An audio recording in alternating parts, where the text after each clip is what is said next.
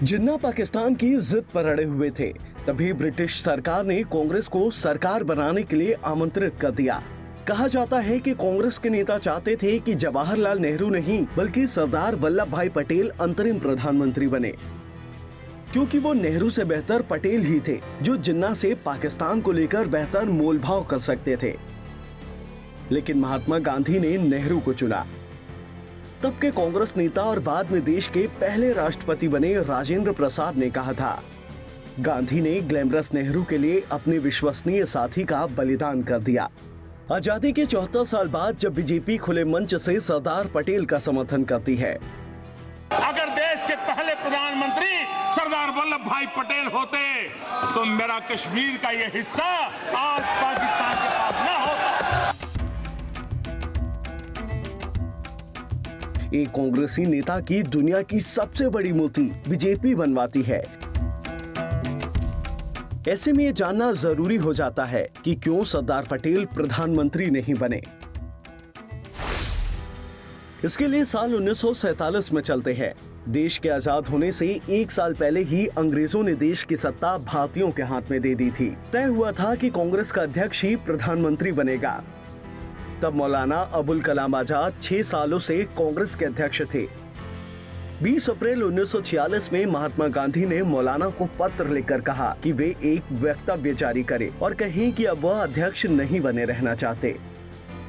Collected works में किए जिक्र के मुताबिक महात्मा गांधी ने साफ कर दिया था कि अगर इस बार मुझसे राय मांगी गई तो मैं जवाहरलाल को पसंद करूंगा। इसके कई कारण हैं, उनका मैं जिक्र नहीं करना चाहता। आचार्य JB कृपलानी अपनी किताब Gandhi his life and thoughts में नेहरू के अध्यक्ष चुने जाने का जिक्र करते हुए लिखते हैं, परंपरा के मुताबिक 15 में से 12 चुनाव प्रांतीय कमेटियों ने पटेल का नाम और बची 3 ने आचार्य कृपलानी और पट्टाभी सीतारमैया का नाम प्रस्तावित किया। किसी ने नेहरू को नहीं चुना। जब ये पर्ची गांधी जी के पास पहुंची तो उनका रिएक्शन देखकर कृपलानी ने अपना और सीतारमैया का नाम वापस ले लिया, लेकिन पटेल ने साइन नहीं किया। ऐसे में गांधी ने नेहरू से कहा कि जवाहर वर्किंग कमेटी के अलावा किसी भी प्रांतीय कांग्रेस कमेटी ने तुम्हारा नाम नहीं सुझाया है, तुम्हारा क्या कहना है। नेहरू खामोश रहे। तभी गांधी ने यह पर्चा दोबारा पटेल की तरफ बढ़ा दिया। पटेल समझ चुके थे। उन्होंने अपना नाम वापस लेने और नेहरू को अध्यक्ष चुनने के लिए साइन कर दिया। मशहूर पत्रकार दुर्गादास अपनी किताब India from Curzon to Nehru में लिखते हैं, इतने विरोध के बावजूद नेहरू को चुने जाने के सवाल पर गांधी ने कहा था कि जवाहर दूसरे नंबर पर आने के लिए कभी तैयार नहीं होंगे। वो अंतर्राष्ट्रीय विषयों को पटेल के मुकाबले अच्छे से समझते हैं, वो इसमें अच्छी भूमिका निभा सकते हैं। ये दोनों सरकारी बैलगाड़ी को खींचने के लिए 2 बैल हैं। इसमें अंतर्राष्ट्रीय कामों के लिए नेहरू और राष्ट्र के कामों के लिए पटेल होंगे। दोनों गाड़ी अच्छी खींचेंगे।